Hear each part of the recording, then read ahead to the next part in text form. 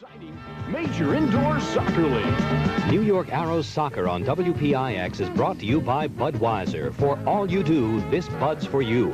And by Chemical Bank, where the chemistry's just right. Member FDIC. And by Betamax, the home videotape recording system that offers Betascan. It lets you see what you've been missing. Betamax from Sony, the one and only. And by Buick. From Riviera and the lean new full-size Buicks to the amazing front-wheel drive Skylark, you'll find very fine cars and very good thinking.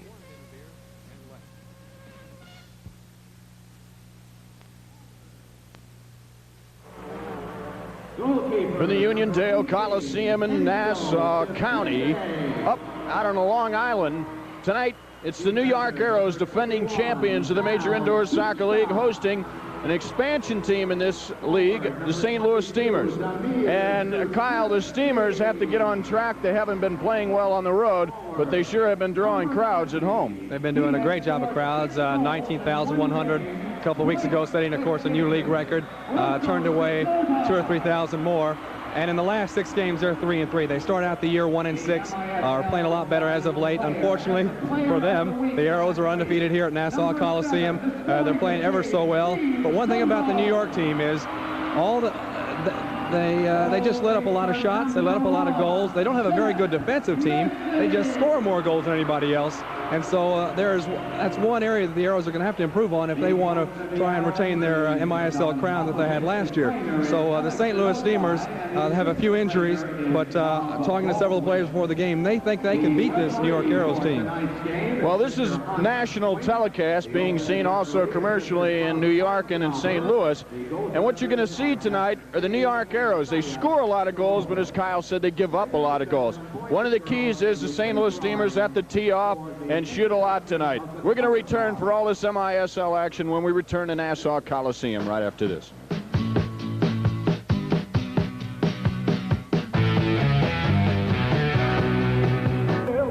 At the twilight last gleaming, whose broad stripes and bright stars through the perilous fight o'er the ramparts we watched was so gallantly streaming, and the rockets' red glare, the bombs bursting in air, gave proof through the night that our flag was still there.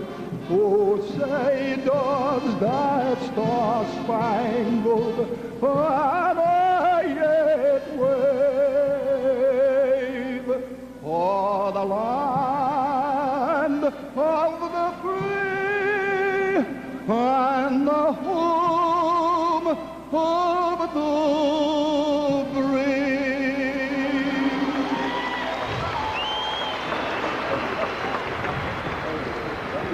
The New York Arrows, with a half-game lead over the Philadelphia Fever, split a home-and-home series with third-place Buffalo last week, soundly defeating the Stallions 10-5 in New York on Wednesday, January 9th. Then the Arrows traveled to Buffalo, lost a thriller in overtime, 10-9 on a game we had, also on national television. Crowd of nearly 10,000 at the Odd. Boy, what a game that was. And that was the last game New York played. They're 9-3 and on top of the Atlantic Division. St. Louis 4-9, having not such good success on the road, but drawing tremendous crowds back in St. Louis. You know, Kyle, we look at each team has promotions in their own local area, and at Nassau Coliseum tonight, this is Build America Night. You see a number of the VFW's veterans of the foreign wars. I hope we don't have to have any more of those in the United States anytime soon.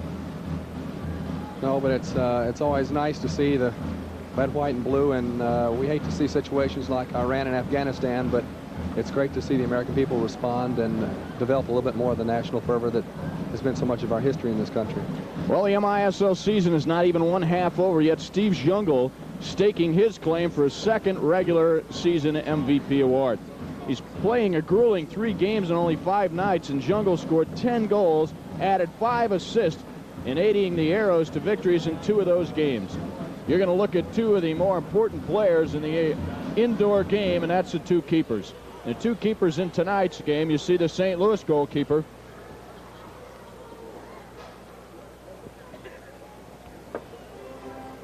You see Shep Messing right there.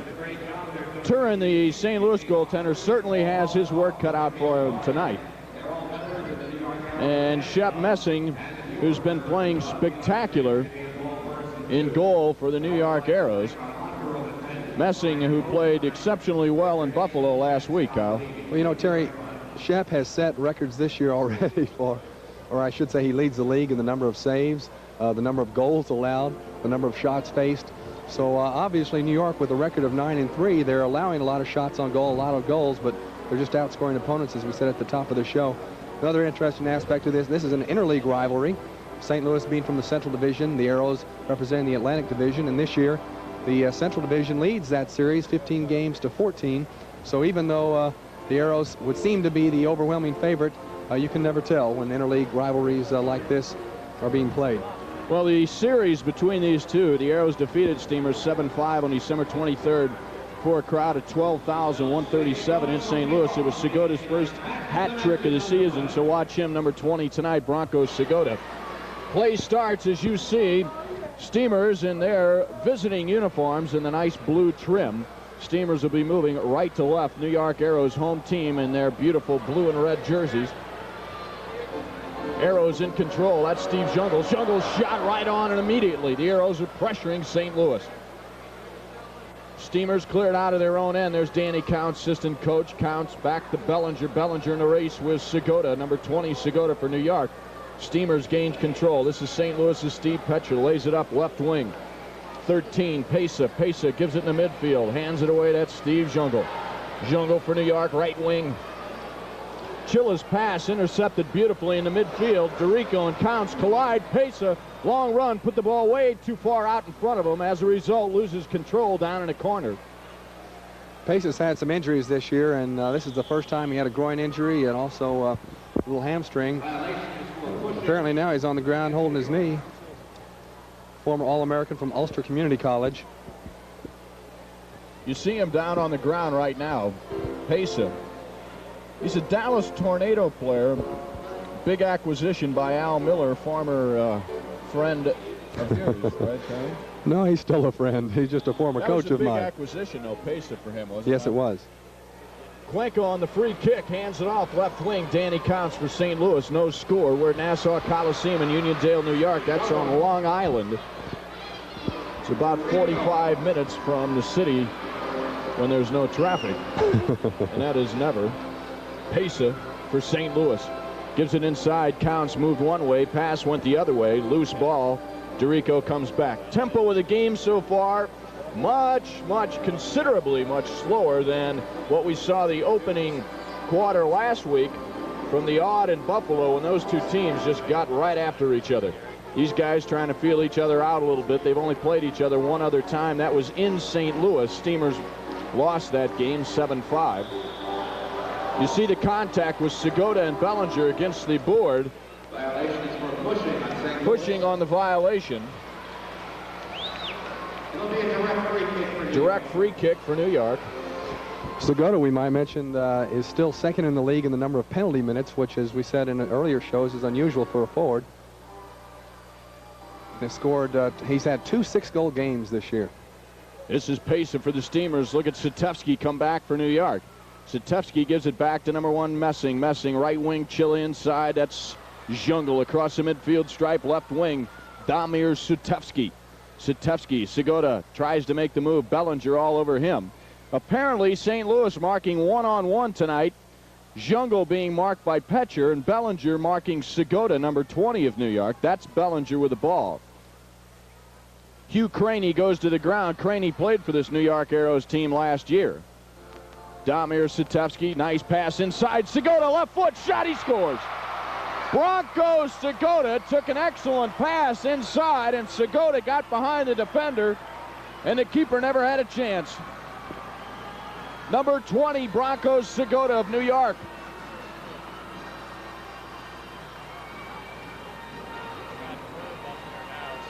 Here we'll see it on replay. There you see it in. That's an unusual move.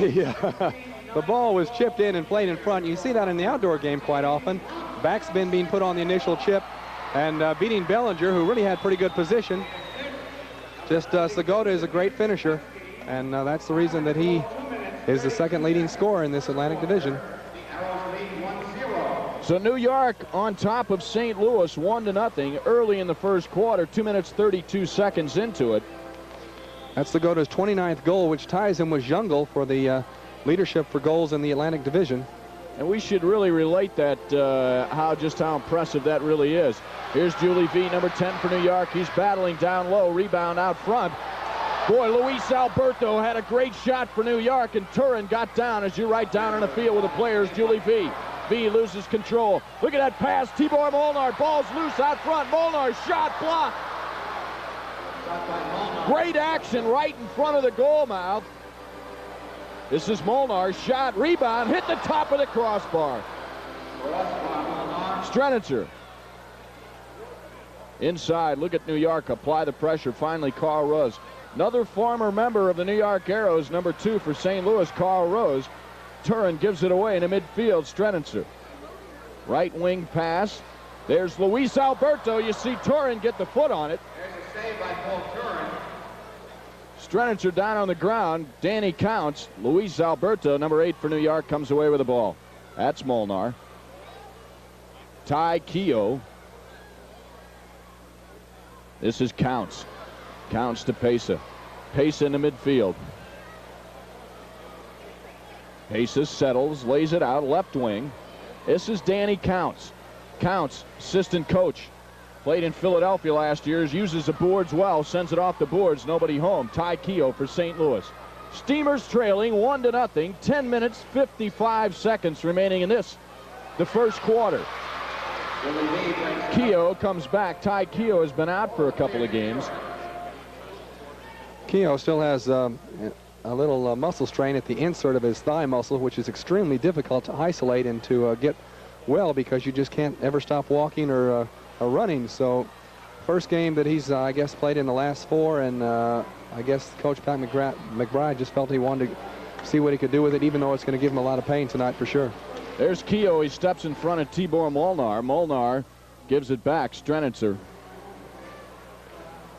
And you know, Kyle, I said something about Ty Keogh's injury and was reminded by a number of folks, including Harry Keogh, his father, coach at St. Louis University, that injury has been persistent to Ty ever since he can remember him playing collegiate soccer. This is Luis Alberto. It's blocked by Carl Rose, and as you saw in the background, Paul Turin, the keeper for St. Louis, down on the ground. He was anticipating that shot all the way. Carl Rose gives it away inside. Rose picked up, and in battle, the ball goes up over the side. Tony Graham, number 11, another welcome addition back to the St. Louis Steamers. You saw the free kick just go wide. Manny Cuenca now for St. Louis picks the ball up. Tony Graham and Ty Keogh both back in the lineup. Steamers playing with a lot of injuries. Turin on the ground, loose ball. A header by Julie V. And a nice play right out front. St. Louis falling back nicely. Strenitzer opened that shot. Counts breaking out of his own zone. Emilio Romero. We saw Julie V score a great goal last week with the back of his heel, similar to the shot he just took for the Arrows there. Didn't go in this time, though. Manny Cuenca teeing off. Lost. Here come the Arrows. Arrows, this is tough on St. Louis. They got a 3-on-2. Segota shot blocked by Manny Cuenca. Nice play by Cuenca. Romero controlling. Val Tuccia back, pushing. Referee calls pushing. It'll be a free kick for St. Louis.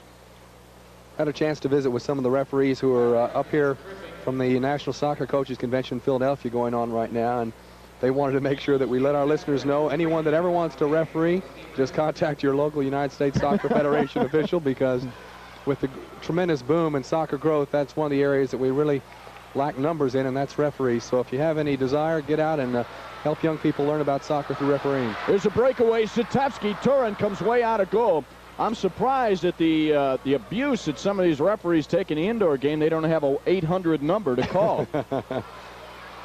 Here come the Arrows again. This is Zungel, left wing. Zungel beats Petcher, hustling back. Nice play by St. Louis. Petcher gives it away to Zungel again. Romero had hustled all the way back. This is Zungel. Whistle, holding violation.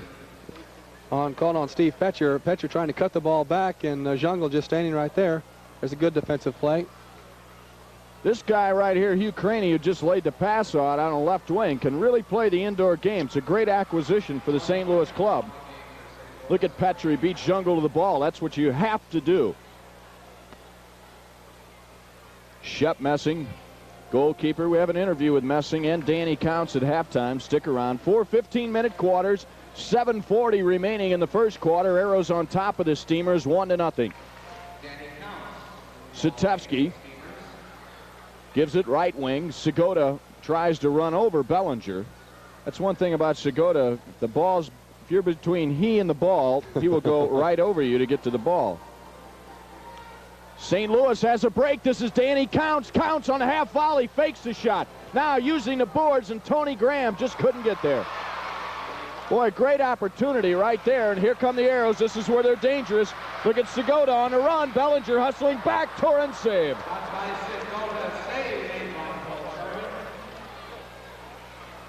Action starting to open up a little bit more. No doubt about it. DeRico in the midfield.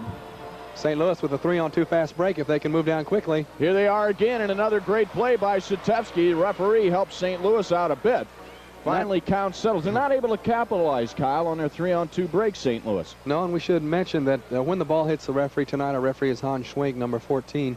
It's as if the referee's considered a board or just a part of the field. The score was 6:30 remaining in the first quarter. New York on top of St. Louis, 1-0. The goal by Segota, shot just wide of Messing. Nice play by Tony Graham. Graham to Danny Counts. Counts around, using the boards well. And the reason you see the rebound go up, look at the plexiglass. The insert along the plexiglass, the dasher boards, there's about 1/4 to 3/4 of an inch variance where the dasher boards and where the plexiglass start. And a lot of times the ball will hit that fringe and go straight up in the air. That's part of the home team advantage for the Arrows. That recession in the boards is something that we don't see in a lot of other arenas. This is Manny Cuenca, lays it off left wing. Ty Keogh gives it back down to Cuenca for St. Louis. Number 7, Cuenca for the Steamers, being battled by Al Trost, another St. Louis boy. You saw Paces step in. Al Trost, number 12 for the Arrows, is from St. Louis, knows a lot of these Steamer players. This is Steve Zungel. He's not from St. Louis. He's from Yugoslavia. Strenicher for New York, number 13 with the ball. Almost to the beat of the music, gives it down on right wing. Renato Chilla. There's Zungel with a header, gives it right out front. And Petcher with a beautiful play clears it out of the goal box. Great play by Petcher, going off his man to cover for the goalkeeper. Here come the Arrows down low, battling. That's a skill our young players watching at home should remember, that anytime the goalkeeper goes out of that net area, if you're a defender, you have to go back and cover for him, because situations like the one that Steve Petcher just eliminated for the St. Louis team will make you an invaluable member of your team if you can remember to do that. And when coaches tell their players to concentrate in defense, that's one of the items that they want them to concentrate on. Indirect free kick puts the ball back into play. There is Pesa. Al Trost. Trost for St. Louis. Trost coming around. Shot just wide and a save by Turin. And these Steamers coming here to Nassau Coliseum in Uniondale, New York. And the Nassau Coliseum home also the New York Islanders, the Nassau Veterans Coliseum. And that's what we saw at the top of the show, Kyle. A lot of the veterans out here. This Coliseum is named after those veterans. Those veterans here at American Day at Nassau. Thank you. Ball thrown back into play, put into play by the Arrows. Arrows on top, 1-0. This is Strenitzer. Lays it back. Arrows in control, 1-0. 4 minutes, 20 seconds remaining in the first quarter. Right out front, Zungel, but a nice defensive play. And one thing, Kyle, is the Steamers are falling back, playing a good defense, but you can't really get into that kind of posture with the Arrows. No, you can't. Not as many goals as they score. Really, the only way that teams have been able to defeat the Arrows is to stay within a a goal or two and try and outscore them, because the Arrows are going to let up a lot of goals. They push a lot of people forward. Free kick puts the ball back into play. Arrows still control. Coming down. Welcome WPIX TV, Channel 11 to the Nassau Coliseum this evening. Ball in the midfield. Broadcast by Terry Lewicki. Steve Jungle. Jungle goes down on the ground. You see Petcher come up with a ball for the Steamers. Play right in the midfield. Nice shot. There's Petcher crossing pass over to Hugh Craney. Jungle is still down on the ground. He's limping on that knee. That's something the Arrows can't afford to lose. Down goes Strenicher. I don't know what happened. He looked like he caught the ball. He ran into Romero, and the two of them collided. Romero holds his head. Strenicher down on the ground. Finally, the referee blows his whistles. 3:31 remaining in the first quarter. The score: the New York Arrows 1, the St. Louis Steamers 0. We'll be back in just a moment. Did you see that play, Kyle? Just out of the corner of my eye. Apparently, after the ball left the area, Strenicher ran into Romero, and it was an unintentional foul. But often, when you're watching the ball, you can hit a hard head, and apparently, Sheen's face hit Romero's hard head, and he's still down. Romero's hard head. Kyle wrote. There's Strenicher going off the field. Let me apologize for you, Kyle, because I know your throat. You've caught what is going over the entire East Coast, including this Nassau Veterans Coliseum. That is a flu, and the flu has really been knocking people down up here all over. So, Kyle, welcome to the East Coast once again, and believe me, you're not the only one affected by that. Well, I just apologize to our listeners. This is not either one of our normal voices. They might be fortunate with that. You see the drop kick puts the ball back into play. That's DeRico, Jungle number 7 for New York. Arrows on top, 1-0, 3:20 remaining. Messing leading the MISL 1 loss percentage. He has an 8-3 record. The reason he doesn't have the Arrows' other victory, relatively simple. Enzo DePede was in goal. That was a nice little push by Emilio Romero. It was very evident there, Kyle, but really there's a lot of contact in the indoor game. Not contact physical, almost to a point of trying to be physical, as you see the shot by Jungle, but the players run into each other on a confined territory like this. And they do. You're right. It's not intentional for the most part, though we have seen occasions where it is. But in soccer, we generally say that contact is incidental. It's not the purpose of the game. And with it being incidental and players therefore not wearing any pads, can often have some pretty severe injuries, particularly with the boards. 2 minutes, 40 seconds remaining in the first quarter. The Steamers, trying to apply pressure, have not really taken very many potent shots on Messing, yet they have had a couple of opportunities. The Arrows, on the other hand, have had numerous opportunities in the first quarter and have yet only scored 1 goal. That goal by Segota. Segota, who has 2 6-goal games and 3 hat-trick games. Wow, double hat-trick 3 times. One of those last week in Buffalo. This is counts for the Steamers. Tony Graham overruns the ball. He's a left-footed shot. He takes the shot. It's blocked by DeRico. Big Dave DeRico for New York. Inside. Winds it up. Shot. Look at DeRico. Great player, Dave DeRico, number 2 of New York. It's a great addition as he played for Cincinnati last year in the MISL. He seems to have controlled his tendency to get in penalty situations, which last year he caused a lot of penalties for Cincinnati. And you just can't afford, particularly the way teams like Houston take the man advantage situations. Unfortunately for St. Louis, they don't do as well. They rank last in the league in man advantage situations.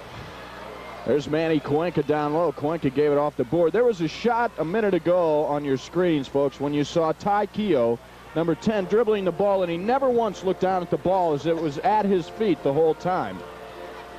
That is a true skill by any soccer player. This man right here, number 8, Luis Alberto, has plenty of skill for New York. Arrows ahead, 1-0, time running down just under a minute. Messing comes up big on the save.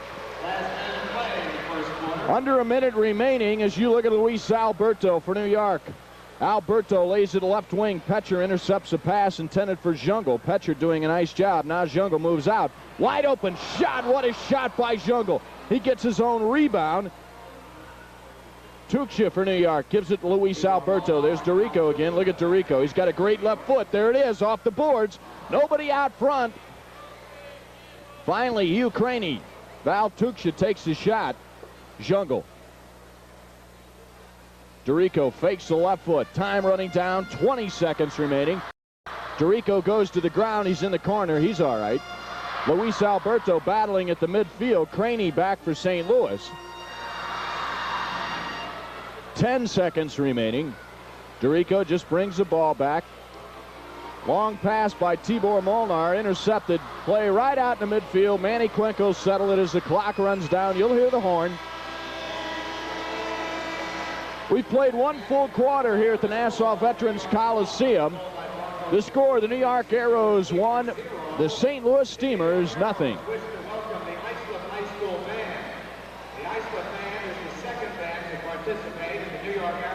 Just a reminder to all you fans watching on WPIX here in New York. Next game, same as always, every Friday night at 8 o'clock right here on WPIX. We invite you to call the Arrows for our ticket information and information about their upcoming games. You could call NYARROW 516 area code. With the score, the New York Arrows 1, the St. Louis Steamers nothing. We'll be back with second quarter action right after this.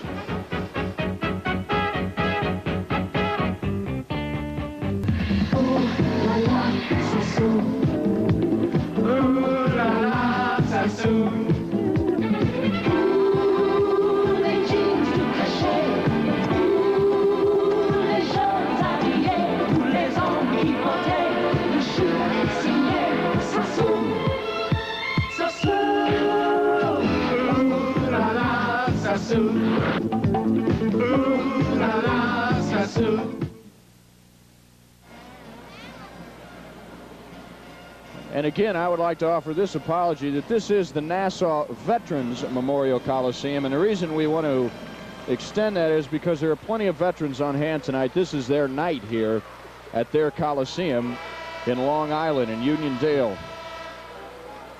And I'm sure there are many of us who have lost family in various wars. Certainly my dad, former player with the New York Giants, his brother was lost in the Second World War, and we'd like to remember him at this time, and many of the other members of the families who gave so much so that we can enjoy the many benefits of this country.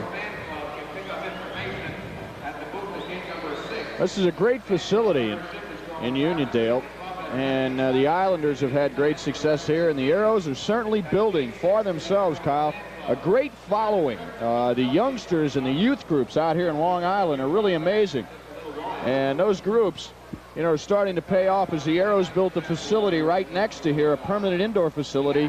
All summer long they ran clinics and the Arrows players available, and that's the kind of stuff it takes. Well, it's great. It's reflected in the average attendance this year, which is up over 1,000 from last year, and the Arrows are playing just as successfully as they did last year. You see the Arrows, they're moving left to right. The Steamers, Turin in goal for St. Louis, Messing in goal for New York. You see the Arrows will be moving left to right. Steamers, Carl Rose, number 2 right there. Nice uniforms the Steamers have. They're moving right to left. I'm getting that confused, all right? The Arrows are going left hand over here. They're going left to right as you watch the game. Steamers going right to left. That's the Arrows. That's Laszlo Arshani. Arshani down low. Segota score 1-0. New York on top of St. Louis.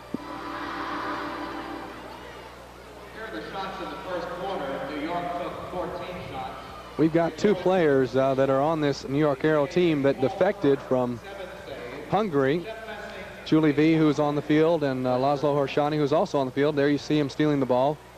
Arshani was a great player, wasn't he, Kyle, in his... Yes, they were, and V also played for the national youth team of Hungary and defected on one of their tours, as did Arshani, who played for the national team of Hungary. Manny Cuenca. Cuenca for St. Louis, cross the midfield stripe. Cuenca lays it down low. This is Ty Keogh. Keogh right out front. And you saw Messing lose control as one of the St. Louis Steamers, Emilio Romero, stuck his hand inside Messing. You're watching the Major Indoor Soccer League, defending champion New York Arrows. Arrows on top, St. Louis Steamers 1-0. Steamers, an expansion franchise. Julie V. Segota shot, he scores. Bronco Segota's second goal of the night, the Arrows' second goal. And number 20 for New York, Segota continues his dominance in this indoor game. Watching it. Here we'll see it on a replay. A beautiful pass from Harshani. V drawing the defender and the goalkeeper over. Segota side foots it. That's a difficult shot to keep low to score his 30th goal of the year. He's now leading teammate Jungle in the goal scorers race. Jungle with 29, Segota now with 30. Now you say that's a tough goal to keep low. When he hits that shot, what's he do? Well, he's got to try and keep his knee over the ball. Most players, and including yours truly, have put the ball well up over the goal many times, and you see such a wide open goal that you're trying to hurry to put it in, and often you get your foot too much under the ball and put it up over the top. So puts the Arrows up 2-0 over the St. Louis Steamers. Segota's second goal of the night. Terry Lewicki along with Kyle Rowe Jr., at least a portion of Kyle. He left his voice in Houston. Emilio Romero takes his shot. Val Tuchia for New York has to hustle back. See Tibor Molnar. One thing you'll notice about the Arrows tonight, their confidence with the ball. When pressure comes their way, they don't give the ball up immediately. They maintain control. You see Segota. That's Val Tuchia. Tuchia gives it to Segota. Look at that nice give and go. Arrows in their home here in New York play very well. This is Emilio Romero's shot. Tony Graham looking for the rebound, gets decked by Tibor Molnar, who was standing flat afoot. A good example there, Terry, of St. Louis's inefficiency, and actually it's just really inexperience. It's not that they're not trying, but New York having an extra year of experience. When they hit it off the wall there's always somebody there in the box. In that case, St. Louis playing it off the wall in the corner into the middle area, a good pass off the boards, but no one was coming, and it just takes time to develop that skill indoors. Did you see Messing a minute ago? Distributed the ball through his legs. Adding insult to injury, huh? We're going to talk to Messing at halftime. You see the Arrows in control in the midfield. They're on top 2-0. Arrows also on top of their division. They are leading. They are the defending champions in this league. They've been averaging close to 11 goals a game last 5 or 6 games. So we should see, particularly with St. Louis not defending as well on penalty situations, several goals by New York tonight. Here's Tibor Molnar. That's exactly what Kyle Rote just talked to you fans about, and that is the ability to extend your knee over the ball to keep the ball low. And right there, they just sent it up over the topper of the St. Louis keeper, Paul Torin. That's probably why Segota has 30 goals this year. Very interesting. They just announced here that Bronco Segota's second goal tonight, that being the Arrows' 2 goals. Segota takes the league lead in points now in the MISL. 12 of these St. Louis Steamer players from St. Louis. Here come the Steamers inside, battling down low. Strenicher fights his way back. Pesa was inside. Pesa still limping on that ankle, and the Steamers are not at full strength. Look at the running room for Luis Alberto, all the way in. Shot saved by Torin. The only thing we're lucky for Torin is he saw him coming all the way. Alberto ran and from inside his own red line, clean across the midfield stripe, all the way in to take that shot. For our young goalkeepers, you might notice the turn came out of the box, and the reason he did that was to cut down the angle, similar to what an ice hockey goalkeeper will do, or a netminder will do. You have to get the right name. They are all goaltenders of one form or fashion. Indirect free kick indicated by the referee's left hand up in the air. You see the Steamers of St. Louis. Pesa shot. Wow, he hit that ball. Pesa, it's too bad it didn't get near Messing. Here comes Jungle for New York. Look at Julie V on the run out front. Stepping in front. Finally, Sam Bick clears the ball. What a great run by Julie V, all the way running stride for stride with Jungle. This is Bick for the Steamers. To Hugh Craney. Craney gives it down low to Pesa, and you can see Pesa right there, not making a full run, still nurturing that bad ankle of his. And he's had a persistent groin problem as well. See New York on top of St. Louis, 2-0. We're in the second quarter. Kyle, it's the first time I've ever seen you do a game with your oral hygiene parked in front of you here. Have you had a chance to use that tonight? I haven't yet, but I'm about to. Julie V gives it inside. There's Luis Alberto. Had to be all the way inside the net when he hit the ball. It'll be interesting to see who they give that goal to. Well, if you're being paid on the number of goals that you score, which it's possible that Jungle may be, you get pretty angry at your teammate when he takes a goal away from you. Here we see a great pass. Jungle just touching it past the goalkeeper. It certainly would have gone in on its own. And it looks like they're going to have to give credit to Luis Alberto, but they put Jungle's face up on the scoreboard. So we'll see when the... We'll see who's better friends with the official scorer right here. They're still talking about it. 7 Jungle, number 8 under his arm. That's Luis Alberto. A real surprise player, Luis Alberto. If you follow soccer, you never hear his name until he came indoors. Yes, they did. They gave it to Luis Alberto, number 8 of New York. The assist to Jungle. Time of the goal, 5:09. So with 9:51 remaining in this, the second quarter, the New York Arrows showing dominance early. Let me take you back a week, though, to Friday night. Arrows were on top of Buffalo 2-0 early, and then, boom, Buffalo scored 3 unanswered goals. But the way you do it, Steamers, apply some pressure, take some shots. This is Pesa. Pesa can do it for St. Louis. He leaves it. Ty Keogh.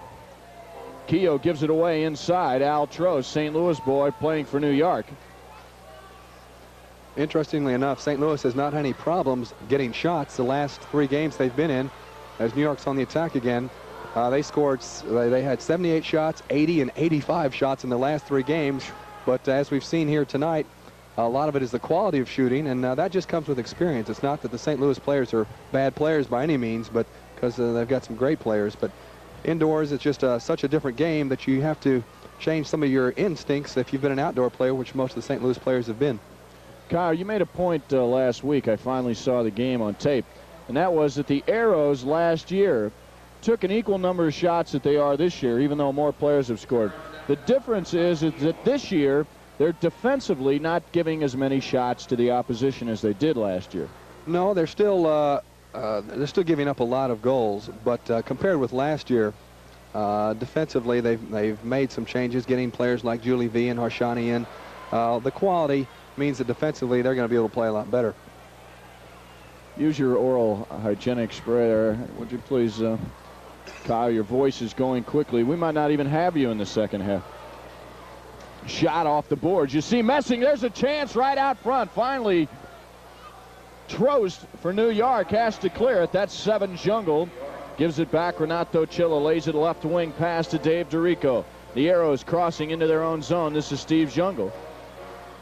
Jungle gives it inside. Trost, nice pass. Jungle shot, rebound. Turin just got a hand on it. And oh, the Arrows could have been up by 4 goals. And that's precisely the type of teamwork and indoor play that is what makes New York so devastating. They don't waste their shots at all. Almost all their shots are in the goal area, or they're causing problems for the defensive team. Good point. Pesa gives it down. There's a nice pass. Tony Graham, ouch. Graham has to get hurt on a play like that. You see him, Tony Graham, number 11 for St. Louis. He ran right smack into Val Tuksha. Finally, the referee whistles it. Graham up quickly now. Everybody back full strength. Penalty-free game so far. Both teams playing their game in the midfield. Nice clean shots. Messing to the ground. Messing up with the rebound. And they haven't really gotten into each other very much, Kyle. Not a lot of physical contact in the game, and they've kept it pretty clean and open in the midfield areas. No, they haven't. Unfortunately for St. Louis, they've done so poorly this year in penalty killing. They've only killed 25% of their penalties. New York, on the other hand, again with the more experience. One hop up over the plexiglass. You see the nice crowd on hand.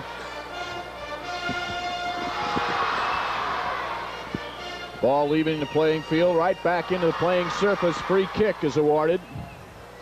Steamers in control. Petcher on right wing. Here come the Steamers. Nice pass right off the plexiglass. Right down low. There's Pesa. 2 shots by Pesa right out front. Great I don't play know how by. they made saves, Kyle. Well, once again, Dave DeRico taking a book from what Steve Petcher did earlier in the first quarter to protect Turin.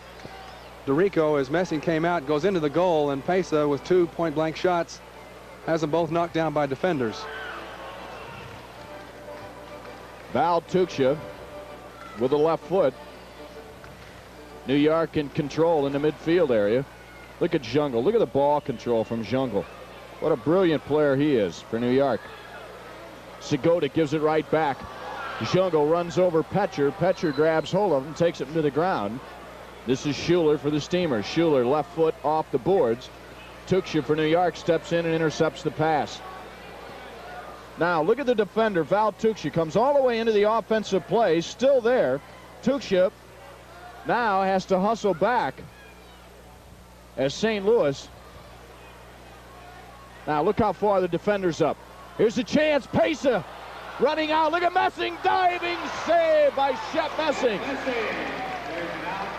And Pesa just couldn't leg it out to get to that ball. Here's DeRico. Turin has him cut off. This is DeRico again right out front. There's Segota. Hat trick for Bronco Segota. Bronco Segota, who took the lead with his second goal of the evening in the scoring race in the MISL, scores his 3rd goal of the first half. There's DeRico in the corner, getting around the defender, pulls it back. Segota, you would think that in that part of the field, someone would have to be on him. Obviously, a defensive lapse as 3 St. Louis players standing in the area, but not one of them right on Segota. And for that young man, 19 years old, such a great score. That's a mental lapse on the St. Louis Steamers team. And Kyle, we might point out right here that the way that Segota gathered the ball in from the pass is why the guy scores so many goals. He's able to control the ball in a lot of areas like that. That was a hard pass from DeRico. It was a hard pass, and it looked as if he almost trapped the ball with his toe. He was wedging the ball between his toe and the ground. But as we mentioned last week, one of the Segota's great skills is the ability to get off a shot so quickly. He doesn't have a big windup, and because of that, goalkeepers don't have time to get set up. St. Louis changing on a fly. Sitevsky! Damir Sitevsky for New York. As the Arrows are pouring it on now. Sitevsky, number 22, and watch. This is why the Arrows are so strong. So many guys can score. Look at his hand in the air. Julie V going to play the ball off the boards here. It comes back out to Sitevsky. Left foot, his 11th goal of the year for Damir Sitevsky, making it the New York Arrows 5, and the St. Louis Steamers still yet to get on the scoreboard. Well, you know, Kyle, Carl Rose, as you look at Sitevsky, let the ball slide right through the goal mouth, right out front, and didn't capture it. No, it's you're trying to draw defenders, and in this case, he drew 2 defenders with him, leaving Sitevsky open. I don't know that he necessarily knew where Sitevsky was, but that is pretty much a standard play. Whenever you get the chance to draw defenders, get them away from the center of the goal, which he did. Well, you see some of the banners here at the Veterans Memorial Coliseum in Nassau County. New York Arrows on top 5-0, as the Steamers have yet to get on the scoreboard. Arrows tough at home. Boy, they're undefeated here. They have also, as I pointed out last week, Kyle, scored 10 or more goals in every home game that they have played in. That's why the Steamers can't come out and play defensively. You got to put some goals on, try and match these guys. Rose takes the shot. And there again, Kyle, is that same example of getting out over the ball and perching so that you keep the ball low. Well, most players, and I have to include myself in this, is that your girlfriend, Terry? No, she's behind you, Kyle. She just threw something at me. But most players, when you get in that situation, as we just saw that shot go over the top, you're looking up to see where the goalkeeper is. You're looking up to see the ball go in the top of the net. And players like Segota and Jungle and your top goal scorers in the league, they know where the goal is, and they know they're going to be able to see it on replay if it goes in the net. So they concentrate on keeping their knee over the ball, keeping their body over the ball, and they keep the shot low. So another thing for our young soccer players to learn when you're shooting, even in the outdoor game, the goal is only 8 feet tall. You got to keep it low to be able to put it in the net. The real spark plug for this St. Louis Steamers team has been Manny Kowenka. Kowenka, number 7 on the field for the Steamers in the midfield. Watch him. He can get things ignited. This is Molnar for New York. Carl Rose comes back. Rose to Turin. Turin left wing distribution. You see right there, Danny counts. That's why it's important, Kyle, that the keeper really watch the ball. There's Keogh teeing off, and it's blocked out front. But when the keeper distributes the ball, it's a very important part of the game. And much more so in indoor than even in outdoor. We normally think of the goalkeeper as the prime defensive player, but even in outdoor as well as indoor, he really initiates the attack. He sets the pace. He decides whether or not he's going to roll it out or throw it out or punt it out. So all your goalkeepers, your critical attacking players. Number 2, Carl Rose of the St. Louis Steamers. He played here in New York for the Arrows last year when they won the MISL championship. You see, Messing sends it up in over the plexiglass. It'll be a free kick for St. Louis. St. Louis wanting the 2-minute penalty for delay of game. But referee Hans Schwink not giving it. Here's a rebound shot around. Messing handles the ball easily. Drops it.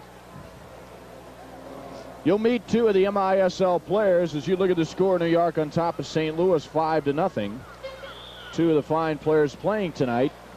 First, Shep Messing, number 1, the keeper of the New York Arrows, and then Danny Counts, number 9, assistant coach and player for the St. Louis Steamers. Satevsky to Hershani. Hershani gives it to Julie V. And the unselfish play of this New York Arrows team is really magnificent. Julie V in control, gives it inside Tibor Molnar. Molnar blocked by Carl Rose. Don't want to take anything away from the New York team by any means, and you're right, they are very selfless players. But one reason, I think, is with the MISL scoring system, you get the same number of points and giving an assist as you do scoring a goal. So when you can get a good assist, you're going to get 1 point, which is the same number that you get for a goal. For an outdoor soccer, you get 2 points for a goal and just 1 for an assist, so players tend to be a little bit more selfish. I think it's a good... Oh, what a great shot. What a shot by Dalmir Satevsky. Wow, he hit that ball, folks, on the half volley from a pass from the opposite wing. Holy mackerel, watch this. See his hand in the air, he's open. See Julie V calling for it. Satevsky hitting it with the outside of his foot. Second time he's put up his hand, second time he's gotten the ball. That's Satevsky's 12th goal of the year. Now, Kyle, when you take a pass like that in full stride and hit the ball as he's running, most tendencies stop the ball, settle it, and then take the shot. Well, it just shows you why he's a very skillful player and is considered a skillful player. He was part of the Toronto team that won the Outdoor League in 1975, and Satevsky hitting the ball really with the outside of the foot, trying to keep it low. It's a little bit easier to keep the ball low with the outside of your foot. So when we think of young players passing the ball with the inside of their foot in those kinds of situations, you might think about hitting it with your instep, which is where the shoelaces are on your foot, or the outside of the foot, because it helps keep the ball lower. So it also imparts some spin on the ball, because we couldn't see it with that camera angle, but the ball was bending away from the goalkeeper. Satevsky, or excuse me, Segota, number 20 for New York, launches a shot. The rebound way beyond anybody, and look at the Steamers. Hustling back.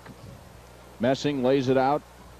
Minute 35 seconds remaining in this, the second quarter. You see Jungle. Jungle for New York. Round 1 man inside, Steve Jungle. Jungle in control, gives it there to Renato Chilla. Ouch. Good call for tripping. We'll have a direct free kick for New York. St. Louis will have to be, or should be, I should say, 10 feet from the ball. They're not always that far away, but according to the rules, they're supposed to be. We love you, Bronco. I'll guarantee you Torrin, the keeper for St. Louis, didn't hang that banner tonight. Bronco Segota to Jungle. Jungle. Nice play by Bellinger. Good touch inside. Here come the Steamers breaking out. Steamers got a 3-on-1 break. St. Louis, nice pass. Here's Caligo. Shot, he scores. The Steamers broke out beautifully out of their own end and finally get on the scoreboard with only 1:04 as Pete Calico. Watch it again, Kyle. There we see 3-on-2, typical basketball 3-on-2 fast break, but generally the ball comes back in the middle. Calico with a bad angle still draws the goalkeeper out, Shep Messing, and beats him to the far side with a high shot. Messing diving low to try to cut off the angle and most of the goal. That's a great shot by Pete Calico. With the score, the Arrows 6, Steamers 1, 1:04 remaining in the second quarter. We'll be back with more. Arrows now ahead 6-1. Here's Segoda's shot. Oh, he just goes wide of the goalpost. Here's Tony Graham again. One of the problems is if the Arrows attack, they're leaving themselves vulnerable if St. Louis can break out of their own zone. Jungle shot, rebound. Finally, Turin clears on the left wing. Here's Pesa. Here they come again. Watch it. Pesa, nice pass. Oh, Tony Graham misfires. Graham finally settles. Boy, that was a nice play. St. Louis again with a chance. Only 25 seconds remaining on the clock. Tony Graham taken down by Segota. It'll be a free kick. Tripping violation on New York. Direct free kick second. Messing, does Messing speak? He didn't like the way Pesa just drop kicked the ball. It hit one of the Arrow players, number 4, Renato Chilla, right in the chin. Oh, we've often said even though Messing, he ranks 5th in the statistics as far as goalkeeping stats in terms of the goals that he's given up this year, but he is much more than just a great player. He's a great leader, and part of that is coming out and defending your teammates.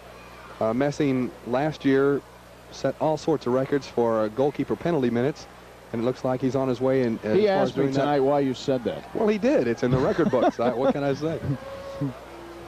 But part of that really is he's so verbal and he supports his teammates, and that's one reason they respect him. Look at these guys kicking each other. I love that. Renato Chilla gave a little love tap. There's a free kick off the free kick. Petcher sends it up out over the top of the seats. Petcher, a defender. That's a great goal kick. In outdoor soccer, you're trying to kick the ball 50 or 60 yards, but in indoor, trying to keep it a little bit lower. The key is not to hit the ball as hard as you can every time, right? No, the old saying is it doesn't matter, making a difference how it goes in, as long as it goes in. And even though you might not appear in the highlight film of the year, it's very possible for you to do some great service for your team by scoring goals just by tapping them in. Time running down, 5 seconds, 4. Horn's going to go off and end the first half. It's been a totally dominated half by the New York Arrows. They are on top of the St. Louis Steamers 6-1. We'll be back with halftime activities right after this.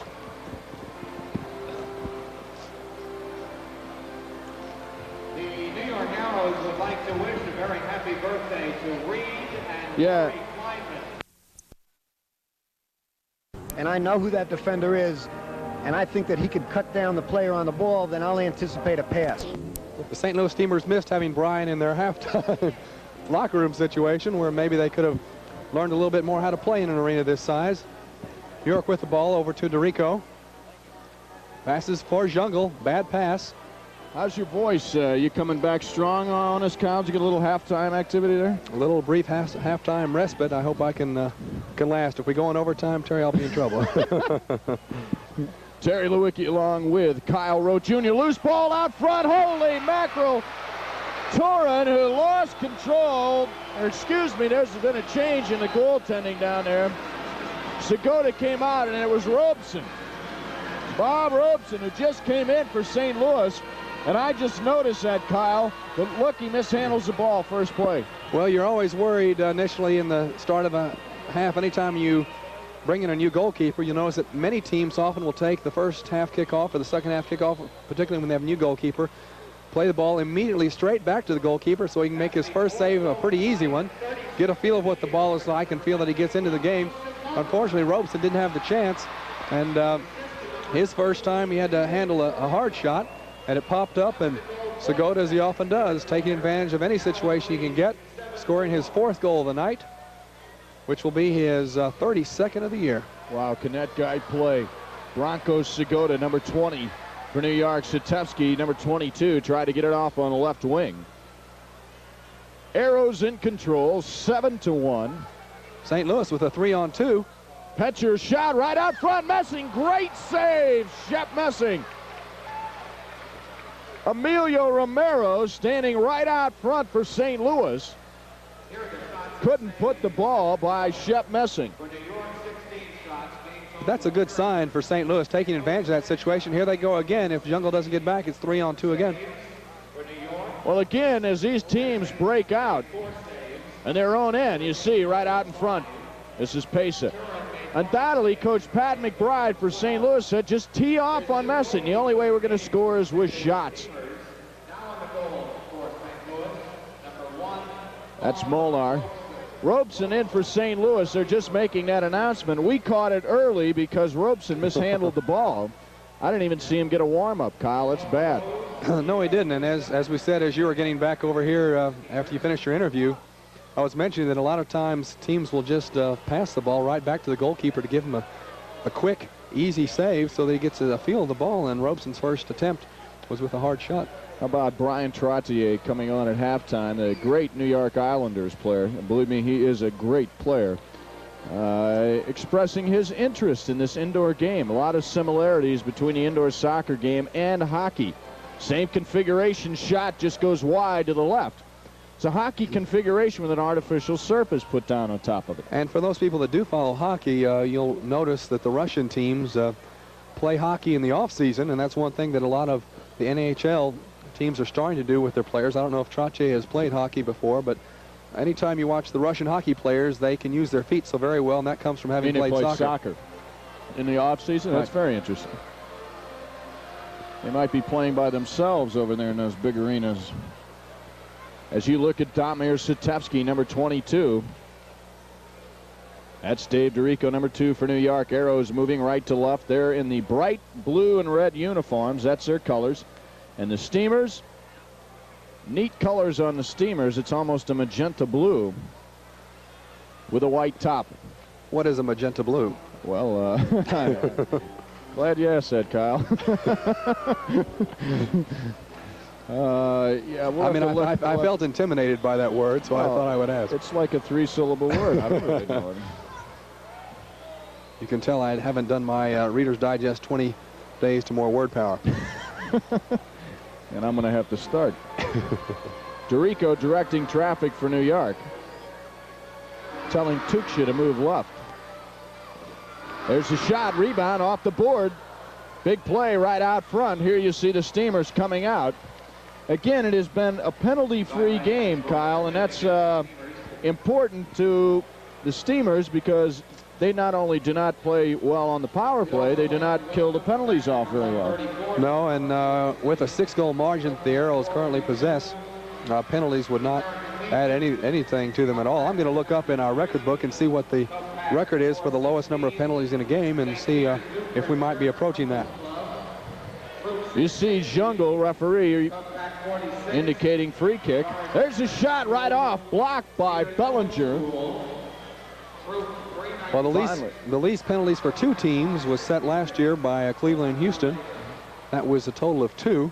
Cleveland several times last year, I remember from looking the other day, had 0 penalties in a game. But for both teams, the record is 2, and it indicates that the teams are trying to play competitively but play cleanly, which is a great way to have soccer played. Oh, Steve Jungle beat Robeson, who came out and tried to cut the angle down. And Robeson was way out of goal, and Jungle just hit the corner of the goalpost. St. Louis changing on the fly. Here come the Steamers inside. Counts, turns, shot, hit the corner of the goalpost. Danny Counts, whom you met at halftime on our interviews, turned and fired. It hit the corner of the goalpost. Messing right wing distribution. Here come the Arrows. Luis Alberto to Damir Sitevsky. Jungle inside, leaves it for Harshani. Harshani, number 3, lays it off the boards. Look at inside the Arrows. Control, left-footed shot. Standing in the goal mouth, Tony Bellinger. You see Laszlo Harshani, number 3. The Steamers have not been playing at full strength. They've had a lot of injuries this year. And a lot of injuries, Kyle, pulled muscles. And, you know, that's a big transition to come and play the indoor game. That's something you get a lot of, you see right inside Julie V, finally cleared by Petcher. But the pulled muscle in the indoor game is very much a factor. Several possible reasons for that. One is, as is the case tonight, there's ice underneath this surface, which means that not only is the surface hard, but it's also a lot colder on the arena. And these players are playing in temperatures at the surface of probably 40 degrees. So that's one reason. And certainly shooting as many times as you do, you have a tendency to hurt your quadricep muscle. You see Petcher going into the penalty box now. And well, we just broke that record, didn't we? We did. Glad to look that up, Kyle. But for St. Louis, we might give a hello to Therese and Greg Mikowski. Greg, a great young player for this team who is out for the year with a knee injury that he had operated on. That really hurts St. Louis, Kyle, because there's a guy, Mikowski, who came on to play really well for him. He did, and had ligament damage last week and was just operated on. We wish him a very successful recovery. Look at the battle out front. The light never goes on. That's the thing to watch for. That'll indicate a goal from the goal judge. The judge located, as you look at the picture, right to the left. You see Robeson right here. Now watch it again, Kyle. Into the corner. Defender just trying to hold on to the ball. And as you said, it's the position of the ball, not the position of the player. The goal judge there, V, trying to knock the goalkeeper You would into have the to goal. give out 3 assists on the That's one right. goal. So Petcher called for tripping. Has another minute and 37 seconds to go on his penalty. Each of these teams will have their man advantage teams and also their penalty killing teams. And as you had mentioned before, Terry, St. Louis has only been able to kill 25% of their penalties, which is easily the lowest in the league. I think the second lowest is about half. So they could be in trouble in this situation. You look at some of the fans, professional indoor soccer, that's the New York Arrows. Shot by Carl Rose up over the side of the plexiglass.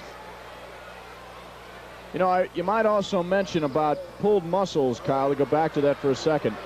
Arrows head coach Don Popovich, in his entire tenure as a coach, has probably not lost 2 players to a pulled muscle. He is one of the best, absolute best, at physical conditioning. Well, there's one reason for that, and it's not only physical conditioning, but he has a trainer, Bob Baldwin, who, like a lot of trainers in soccer, has now sensed the importance of stretching.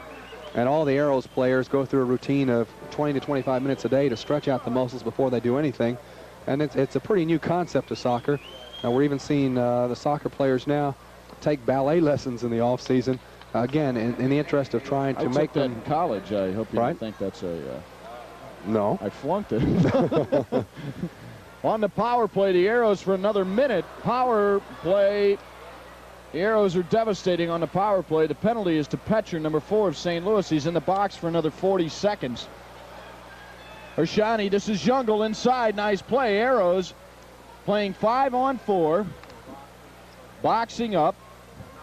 Ukraini playing at the top. That's Carl Rose for St. Louis. Loose ball right out in front of the goal mouth. Arrows on top, 7-1. They're on a power play. 20 seconds remaining in the penalty. Jungle turns, fires. Bellinger finally clears out for St. Louis. Look where Messing is. He's way out of goal. Settles the ball.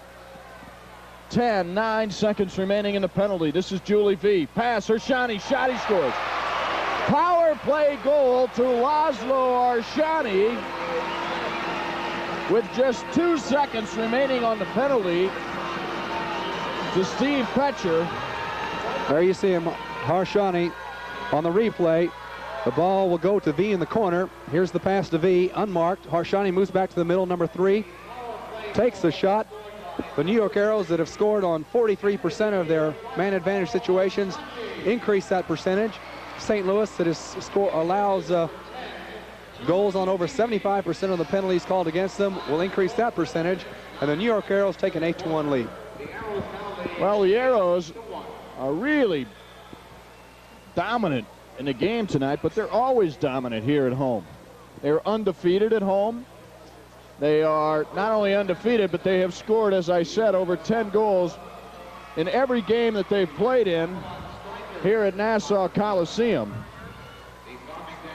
And Kyle, they're showing why they're the defending champions of this major indoor soccer league. Look at Segota. Segota shot saved by Robeson. Wow. Segota just really showing his stuff. He's 18 years old, ladies and gentlemen. Broncos Segota's Jungle. Jungle has been the tutor, Segota the student for the past couple of years. Well, that sure has changed around because Segota is now the leading scorer. And it's the first time in Jungle's career that I've been able to research where he has not been the leading scorer on a team. You know, that's an interesting stat. I bet that, you know, you're dead on with that other than maybe the first couple of games, whoever gets the first couple of goals, that Jungle has probably been the leading scorer ever since on any team he's ever played for. We'll give a lot of credit to head coach Don Popovich and owner John Luciani, the New York Arrows, for jumping on Segota because they signed him when he was only 17 years old. This is Chilla. Jungle. Jungle takes the shot. And, you know, it's like you said, Kyle, maybe it isn't so bad that the scoring is the way it is in the MISL. A goal and the assist at the same, you know, have the same point value, because now you see a guy like Jungle who undoubtedly, you know, gets paid on a performance basis like most athletes do, and maybe he doesn't. Regardless, the fact of the matter is he's able to take a young 18-year-old like Segota and really turn him into a great player. And we're seeing even great play other teams that we've seen on the telecast this year, and we'll see later on. A team like Houston, teams that have experience, you're seeing players almost in front of the goal. Oh, boy, Messing. Very close. Gene Strenicher and Shep Messing. You see the way he distributed the ball. I love Messing. What is that? Shep Jungle playing the ball between Romero's legs. You believe? I mean, these guys, the Arrows, when they get ahead of somebody, look at Jungle. What a shot by Steve Jungle. You cannot give Jungle the right foot in an open area. There's no way. Jungle and the Arrows going 3 against 4. The other Arrows clearing out the area so Jungle can go one-on-one. There he touches it with the outside of his foot. Hits it from only about 12 yards away. No chance. High up into the corner for Jungle's 30th goal of the year. Now, you talk about clearing an area. It's like a basketball isolation when they pick and get guys out. The Arrows really work on that to get him some room, don't they? They get him a lot of room and they get him open. Well, we've talked to several coaches this year that have used ice hockey manuals as one way to learn a little bit more about how to play indoor soccer, and certainly basketball because of 3-on-2 situations that we've already seen this year. And even in tonight's game, St. Louis scoring on a 3-on-2 fast break. A lot of principles are the same. You know, I detected something, Kyle. I picked my brother up at the airport when he came in. And I saw the St. Louis team get off the plane, and you could tell that in coming into coming into New York, the Steamers were a bit intimidated by this New York Arrows team. Well, and as we've said so many times tonight, with all the injuries that they have, Mikowski, Ty Keogh not at full strength, Carl Rose not at full strength, Dan McDonald, Kevin Hanlon, Emilio John, Eric Delabar, all out, or at least their abilities mitigated by injuries that they've had this year. And the St. Louis team may have to trade. I don't know the St. Louis trainer, so I don't want to infer that he's a bad trainer, but certainly they might trade for the New York Arrows trainer and develop some of the stretching techniques, because that is a big factor. I think it's everybody adapting to the indoor game and what has to be done to make this, the indoor game, adaptable to the players and keep them healthy. I tell you, if you can't keep your players healthy in the indoor game, then you're going to get hurt. Now look at the Arrows now. You're not even going to hear the same names on the field. See the guy on the top of your screen? That's Dougie Pollard. Pollard, Strenitzer, 13. That's Pollard, 14. You have Altrost, Valtuxian, Strenitzer. And what's amazing is the Arrows can go 3 lines deep and still put the pressure. Here's a shot. Messing, no trouble. Arrows trying to clear it out. Sam Bick sends it up into the upper deck. And we'll be back with more with the score. The Arrows 9 and the Steamers 1, 4:27. Back at Nassau Veterans Memorial Coliseum, and this is American night here with a lot of the veterans on hand. As you see, the New York Arrows, champions of the Major Indoor Soccer League, with 3 minutes, 50 seconds remaining in this, the third quarter, on top of St. Louis, 9-1. Shot, rebound, comes right off Strenitzer. I've been calling him Strenitzer. I've been making that a, I was advised tonight, Kyle, it was Strenitzer. Well, Gino, who has played here in America for many years, former citizen of Hungary, who is now a U.S. citizen. Fan in the I stands. guess has changed his pronunciation of his name as he changed his citizenship. That was a nice fan. Now, is that your date? You're going to get me in trouble, Kyle. I'm telling you, before tonight's over. But it's so nice to see a lot of women out here and young kids, too. Indoor soccer being a great family game. Women really have, I mean, not to generalize or to get into any of that, but, you know, the female participants in the game has really shown in the fact that a number of women, in fact, show up in attendance. And they've been able to, one, take to the game because of they can understand the game. Two, they can relate to it by the fact that they play the game. And also, they don't have to fight the husbands who are saying, gee, I've played this game, I know much more about than you do. We're all starting in pretty much the same place with indoor soccer. Down on the ground, one of the Steamers players. Here's Carl Rose. He tried to give it inside. Kaliko was there. Arrows break out of their own zone with 2 minutes, 50 seconds remaining in this, the third quarter. Shot! Saved by Robeson. He distributes up on left wing. Strenitzer steps in. And you see Messing, who, with a lead like this, 9-1, forget about it. He is tough, as are the Arrows. You watch play, move on, comes clean out of the midfield area. Now Robeson. We've got to say, really, congratulations to the whole St. Louis franchise for putting together such an entertaining package this year, and to the people in St. Louis who are watching tonight's game for supporting their team so very well. I know they're enjoying it, but it's a great thing to see a wonderful all-American city like St. Louis get out and support the team to the tune of several crowds in excess of 16,000 and one total sellout of 19,000, largest ever crowd at the Checkerdome in St. Louis. And you know, Kyle, I not only born, but I grew up in St. Louis. And, you know, I've seen the St. Louis fans take to a couple of events, but never have I seen such a phenomenon like the Steamers have come on in St. Louis. And again, when you reiterate those crowds of 18, 19,000, hey, that's a hot game, and it's a way that the indoor game has been designed, and St. Louis is probably proving out everybody and everything that we've said on all these telecasts, and that is this is a great game and a great league, the Major Indoor Soccer League. If there's a game in your area, go out and see it. This is Tibor Molnar. Molnar for New York. This is Strenitzer. Damir Satevsky, time running down, under a minute remaining in the third quarter. Pollard inside pass. And you see St. Louis again, Kyle. They fall into the defensive posture, trying to isolate one man up front. Well, they are, and they're almost trying to cover by zone, which is extremely difficult to do in this game. Pollard there being wide open in the corner, getting in a position. Wow. Good heel pass. What a pass by Satevsky. Nice shot by Doug Pollard. Pollard took the shot. This is Tibor Molnar inside. Great play by Robeson. He comes up big for St. Louis. You were looking at Chet Messing's hands at halftime, taped up the way they are. Amazing. That's why players have to do that. You get in those situations where you're wedged between the board and players, and people are kicking at the ball. Yeah, but Kyle, it's taped, and he still wears gloves. Yeah. And those gloves are pretty thick, too. We talked about that last week, how they have the rubberized inside. They're almost suction cups.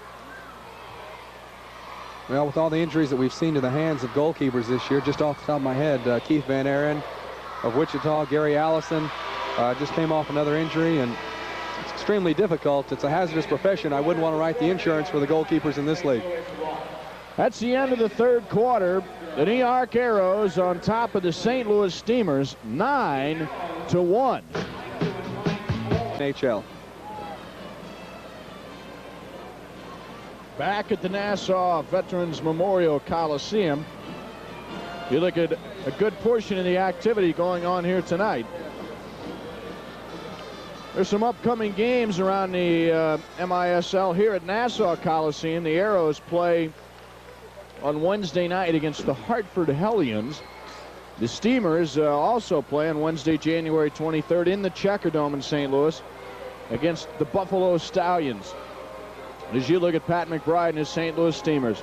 Goaltending change for the New York Arrows. That's number 18, Enzo DePede. Looks a lot like Shep Messing. I think he wears every other uniform of Shep's. There's a change for the keeper for St. Louis. He came in at the halftime. That's Bobby Robeson. We had mentioned Shep last week in New York with that the colors of Princeton. He changed his jersey tonight and told me before the game that he didn't want to hear any more about him supporting Princeton in lieu of Harvard. And can you tell that this WPIX crew has a feel for the stands and the fans in the stands? Boy, they find every. They haven't found all the attractive ladies because there are a couple more right behind us. I can see that.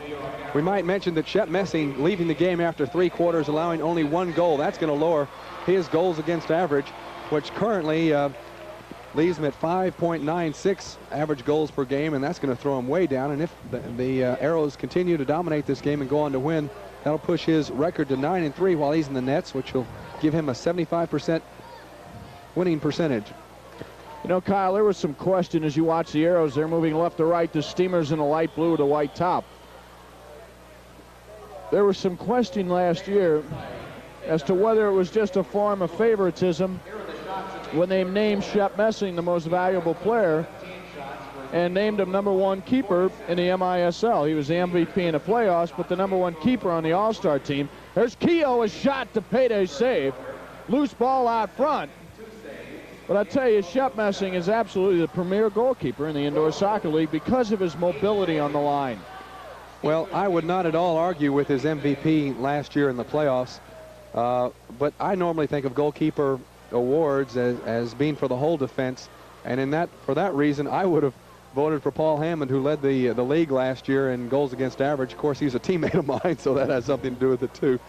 Shots in the game, the New York Arrows have had 47.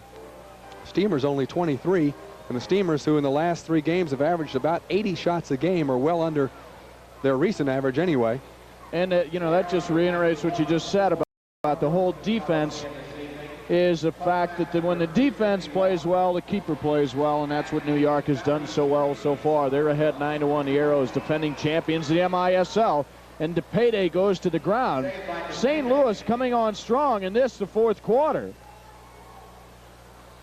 Believe me, fans, when I tell you that no one is ever out of an indoor soccer game that I've ever seen. No matter, I saw Houston down here at Nassau Coliseum 7-2 and came back, and with a minute left to go in that game, the score was 8-7. They eventually lost the game, but the Steamers with DePede, as you look at Enzo DePede, the new keeper for the New York Arrows, Messing, goes to the bench after playing 3 superb quarters. Matter of fact, I can remember a game we did where Pittsburgh once scored 8 goals in 1 quarter. That's exactly what the Steamers would have to do to get back into this game. They trail 9-1. 12 minutes, 50 seconds remaining in the 4th quarter. Kelly for St. Louis. Steamers coming around. Robeson handles the ball easily. Robeson gives it up on right wing to Danny Counts. Free kick. One of the nice things about the St. Louis team that assistant coach Danny Counts mentioned in that halftime interview that you saw was that St. Louis is building for the future, and they believe in the American players, and as we've said many times as well, this is one game where the American player gets a lot of experience, gets a lot of stress play, and the goalkeeper and the coach for the U.S. national team, Walt Chisowich, has said he wants his players playing indoor because he knows they're going to become better after the season is over. And the Arrows exemplify that. Look at these New York Arrows right out front. There was Julie V. Finally cleared by St. Louis. This is Tony Graham, number 11. Possible 3-on-2 for St. Louis. If he can get the ball across, he does. Wide open on the right side. Kelly takes the shot. Rebound by Counts. Settles again. Kelly shot just wide. He had Enzo DePede on his back. And, you know, that's a very important thing as you look. And we're going to get a 2-minute penalty right on Harshani for delay of game. Only the second penalty tonight. Explain that, Kyle, what the delay of game call is. Well, there we see Harshani walking over. Our referee, number 14, Hans Schwenk, tonight, calling a 2-minute delay of game penalty, which means that with pressure in the attacking zone, the defender kicks the ball over the restraining wall in order to relieve the pressure. It's a judgment call by the referee, but it's pretty clear that with the skill that Harshani has, he was merely trying to get there. We got a good look at him. Defected from Hungary in 1975. He'll spend 2 minutes, and we'll see if St. Louis can take advantage of the man advantage that they'll have for the next 2 minutes in the same way that New York did in the third quarter. All right, Kyle, I'm going to ask you as the play moves on here to set how a power play is supposed to be attacked by a team when you have the man advantage and what you look for. Well, each team has their man advantage group, and St. Louis has theirs on the field. You're trying to get an open situation like that where you're forcing 4 defenders to match up, and here's New York on a fast break. It's Damir Satevsky showing great skill. Satevsky still comes away with the ball. It's a handball call. But anyway, you look for the man advantage out front. And you're trying to get the defenders to overload to one area and change the ball, because the ball can move much faster than players can. And so you'll see the ball to go to one side as it does here. Inside a heel. And now, defensively, you try, everybody plays a 4-man box. You come out and try and cut the ball off at the top of this box. Well, not all the teams. There's Shot a great by goal. Tony Graham as Petcher was right out in front of Enzo DePede. As Kyle was explaining how the defense plays, Tony Graham played the ball beautifully for St. Louis. And Tony Graham scores a power play goal. Here we'll see it again, a hard shot from outside. Not a good angle, but and it was number 4, Steve Petcher, was right there for the deflection. I don't think he touched it, but still, DePede was screened by Tuksha. And similar to what we see in ice hockey, many times with an attacker right in front of the goalkeeper, he can't see the shot, and apparently that was the case on Tony Graham's goal. That's Tony Graham's 6th goal. And so New York, the team that leads this league in penalty killing, doesn't kill that one. And St. Louis, the team that is the worst in the league in scoring on man advantage situations, scores there. You know, this might be a tactical error on New York's part. You take messing out. In St. Louis, for some reason, I don't know what it is, Kyle. I've watched a number of their games. Until they're trailing, they don't play. I don't know. It's unbelievable. Look at Cuenca. Manny Cuenca turns, fires. Settled. St. Louis playing with much more authority in this, the fourth quarter. And let's see if they can get back in the game as they trail 9-2. There's the shot. Boy, did you see that shot by Petcher? Steve Petcher, and there was a nice article in the St. Louis papers about Mr. Petcher bringing his fans out with their blue flags here in New York. Enzo DePede, they haven't come to the flag or the terrible towel. But look at St. Louis here. You see how they anticipate Cuenca back, helping out the Steamers, very much playing very well. Here's another 3-on-2. Petcher down low, takes the shot right over all the offensive men's head. There's Cuenca down low. Arrows tough at home. Undefeated so far. They have scored over 10 goals in every game at home. As you look at Damir Satevsky. You mentioned Petcher, who is captain of the U.S. national team. That may be one reason why St. Louis is leading the league in attendance. His family is so large, Terry. By signing Petcher to St. Louis, they almost ensured sellouts this year. There's Kaliko, Pete Kaliko. Wow. The Arrows giving up, as they usually do, a mental deficit when they fall back into a defensive posture. And here they go into a defensive posture. It doesn't look like a very difficult situation. Turns inside, the outside of his foot, the same way. That's his 2nd goal of the night. The same way that we saw Jungle score a minute ago. Got the defender moving the wrong way, touched it with the outside of his foot. Pete Kaleko, his 2nd goal of the night. Well, the Arrows lead cut to 9-3. His 2nd goal of the evening, his 2nd goal of the season. Arrows, and they have had their 2nd troop, 3rd lines. You see the score, New York 9, St. Louis 3. Now Jungle comes back out on the field as Arrows head coach Don Popovich, I'm sure, showing a little concern. Oh, Pesa nearly had a 2-on-1 break, and he couldn't find the handle on the ball. Luis Alberto. A lot more chances now. Here's Sam Bick. Big shot, great save by DePede. Did you see DePede stick his right hand over his left shoulder to make that big save? Fakes the shot. That's Tony Graham. Graham battles Luis Alberto off the ball. St. Louis, for some reason, the Steamers play exceptionally well when they trail for some reason. Well, I mean, they've gotten into games. I can't believe they've been totally out of games and made them exciting by hustling back. You'd love to think that the reason for that is with so many Americans and in a sense, carrying the flag of the American player in this league, even with as many American players as we have. It's that never give up attitude, and Pat McBride was that kind of player when he played for 10 years for St. Louis, and it's very easy to see that he's instilled that in his players. You see the St. Louis Steamers now stepping in and intercepting passes. You see Tony Graham. This is Graham for St. Louis Steamers. Wearing the white tops with the magenta. Is that right? The right kind of blue, Kyle? I'll call it sky blue, which I can only say those three-letter words. So sky blue for me. Steamers will have, and this is what at the halftime interview you listen to Shep Messing talk about how he defends against the corner kick. There it was right there, and DePede was at the near post. Ball being played back to Diego Pesa, Ulster County Community College, the #1 draft choice in the outdoor league this last year. This is Dave DeRico for New York. #2 DeRico to 8 Luis Alberto. Al Trost, #12. Petcher oversteps the ball. Shot by Jungle. What a shot off the left foot by Jungle. That's Luis Alberto. Petcher had the pass intercepted, and he just overstepped the ball. Here come the Arrows. Arrows, when they attack, are unstoppable.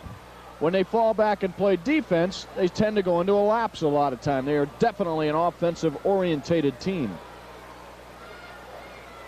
Al Trost for New York. This is Luis Alberto. To Renato Chilla. Chilla inside. Trost tried to give it back. Ball went up over the top. St. Louis puts the ball back into play. They trail 9-3, 6 minutes, 55 seconds remaining in the fourth quarter. Back in action for New York, #5, Ray Bigliacchi. You see the Steamers in control. That's Tony Graham, intercepted by Luis Alberto. Here come the Arrows. They have a 3-on-1 break. Off the boards, there's Jungle right out front. Oh, what a save by Robson. Jungle with the open net. Just Great couldn't get save, enough of a great pass. There you see even some of the New York substitutes, when they get in the position, they know where Stevie Jungle is. Played it off the boards. Jungle had the ball right at his feet. And for one of the few times that I've ever seen Steve Jungle miss a goal like that. Wow, another goal. He didn't score all season long, and Kaliko's come in and gotten a hat trick tonight. Third goal by Pete Kaliko for St. Louis. The hat trick.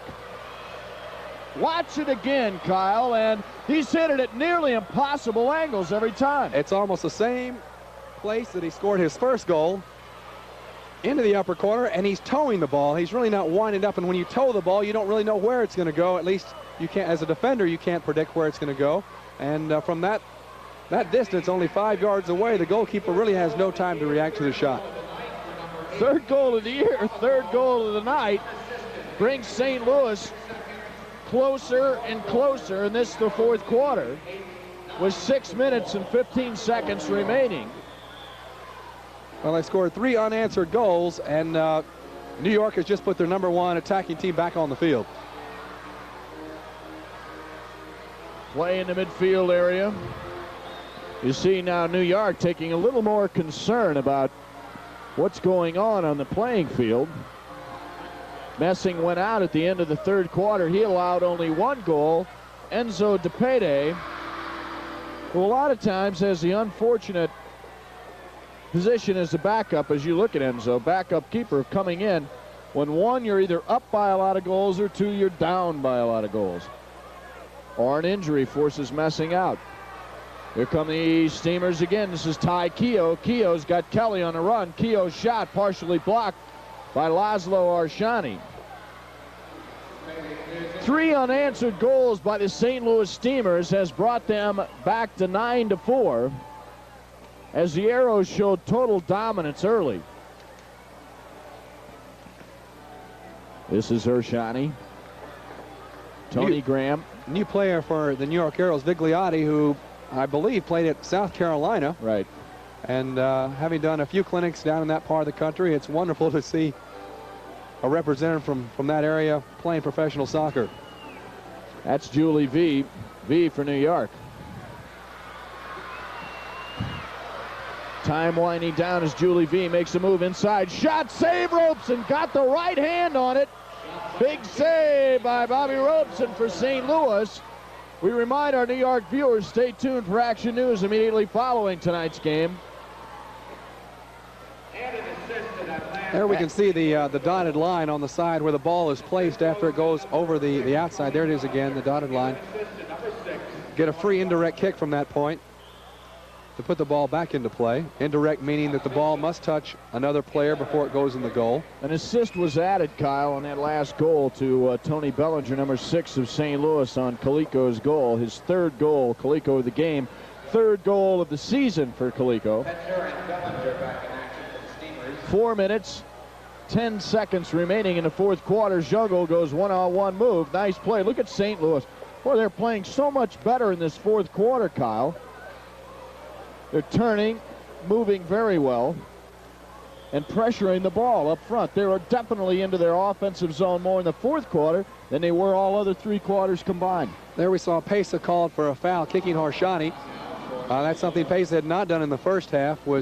Can't say he was playing lackadaisically, but with the injuries that he's had, probably trying to save himself a little bit more. But when you get to this point and you're only down 9-4 and you've scored 3 unanswered goals, you realize that you're back in the game because we've still got another 3 minutes and 40 seconds to go. I'm sure to a lot of folks, Kyle, they wonder, how do you get, but last week, what did we saw? 3-4 goals in a matter of, I guess the record's 2 goals in 7 seconds. Right. 3 goals in a shorter period of time. But that's also 2 goals by 1 player in 7 seconds. That's amazing. And the league record, I believe, is 2 goals in 6 seconds by 2 different players. Here's a shot right out front. New York on the attack. Petcher goes down hard to the ground on a leg by Arshani. Petcher there holding up 2 fingers. He's not giving sign language to the referee other than he's saying, why not a 2-minute penalty? We need that man advantage if we're going to get back in this game. Arrows, defending champions of the Major Indoor Soccer League, undefeated at home here at Nassau Veterans Memorial Coliseum, are 1 goal shy of what they have done consistently all year long, and that is scored 10 goals at least in every home game. Indoor soccer, it's the Major Indoor Soccer League. The defending champion, New York Arrows. Whoa, inside again. I don't believe it. I think he just got his 4th goal. He did. Tony Graham. No, it wasn't. I thought it was Coleco again when I first saw it. I believe it was. I think Graham hit the ball off Coleco. Coleco goes in for the deflection. Here we see Graham hitting the ball. I believe it deflected off Coleco. That's his 4th goal of the night if it is. We'll see what the official score says. Whatever the outcome, Steamers have closed the goal. They gave it to Tony Graham.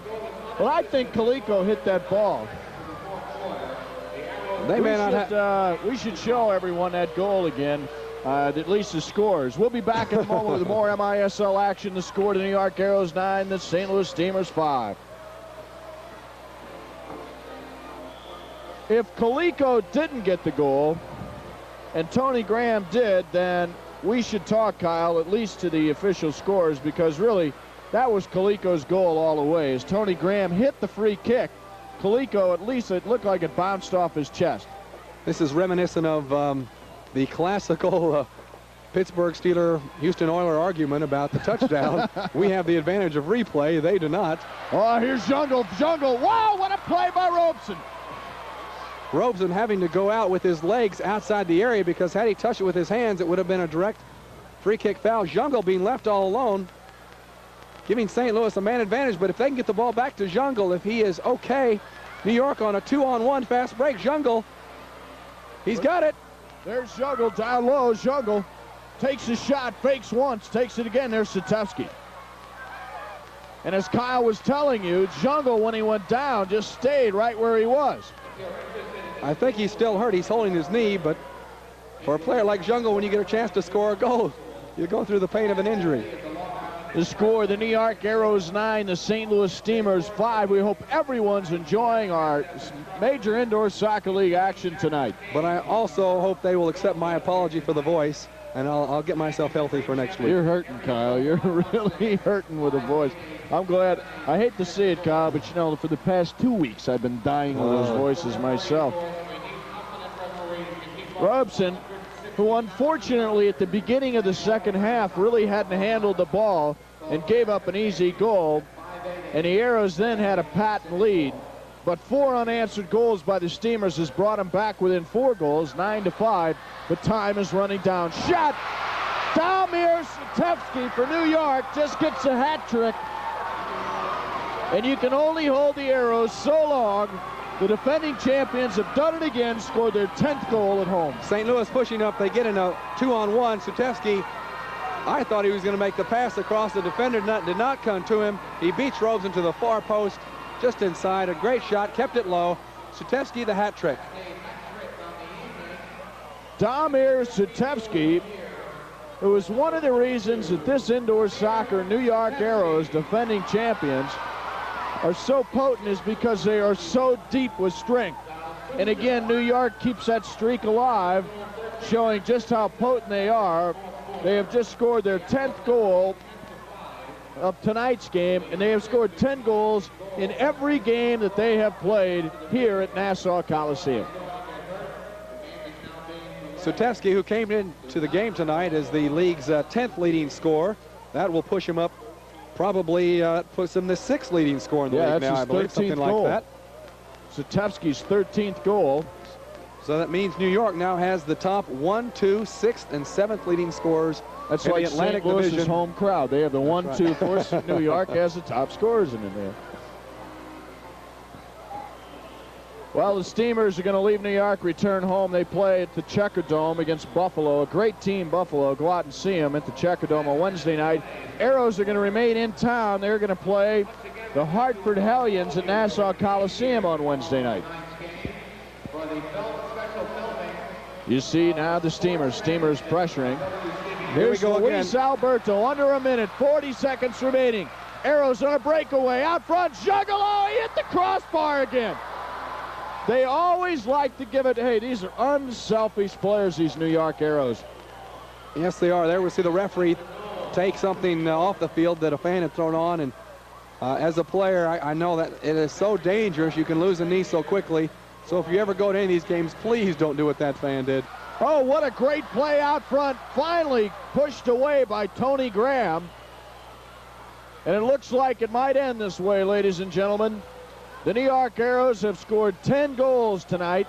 The St. Louis Steamers came back, put on a valiant effort in the fourth quarter, scoring 4 unanswered goals before New York finally put their 10th goal on the board. But Kyle, again, New York showing why they are the absolute class of the indoor soccer league. They're just going to outscore everybody, and with all the...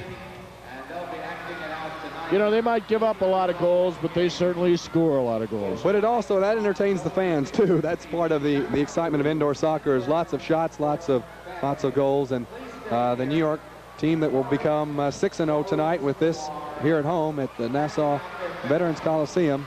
And the Arrows are going to remain undefeated. Remind our New York fans to stay tuned for action news immediately following tonight's game. As the horn goes off, and the New York Arrows, you look at Enzo DePede walking across the field. The New York Arrows remain undefeated at Nassau Coliseum. and defeat the St. Louis Steamers by a score of 10-5. We'll be back to wrap up tonight's game right after this. New York Arrows remain undefeated at Nassau Coliseum, and the Arrows are super tough at home because they score, once again, 10 goals. And Kyle, Steamers came out. They tried to fall into a defensive posture. You can't do that here against the Arrows. Not very well, and we have to, again, as we said during the show, admit that St. Louis is greatly limited because they've had so many injuries. Kaleko playing a great game tonight for them with a hat trick, but New York having hat tricks from Segota and Sutevsky. Jungle not really dominating the game the way we've seen him in the past, but the depth of this New York Arrows team is just incredible. And if Jungle doesn't do it, Segota will, and if Segota doesn't do it, Sutevsky will, and if Sutevsky doesn't do it, then Julie V will do it, and you can just go on down the line. So they've built, in a sense, a dynasty in 2 years, and every team guns for New York, not just because they're in New York, but because they're playing so very well. And when you watch the New York Arrows, you realize one thing, that the Arrows are the absolute class of the league. They go out and they represent the league because they are, in fact, in New York. And when you're in New York, you hold your head up and say, hey, we're the New York team. We have to set the tempo for this league, and that's exactly what they're doing. Right. Well, and even though Houston, with, I believe, a 10-2 record, leads the league stats, I think most teams would still think if we can beat any team in the league, we would prefer to beat New York for those reasons that you've just elucidated. So New York, I guess, with the second best record in the league now, a full game advantage over Philadelphia. St. Louis still only 2 games out of a playoff position, and we've got a long ways to go before this MISL season is over. Well, for Kyle Rowe Jr., I'm Terry Lewicki, bidding everyone a very pleasant good evening. Final score from the Nassau Veterans Memorial Coliseum: the New York Arrows 10, the St. Louis Steamers 5.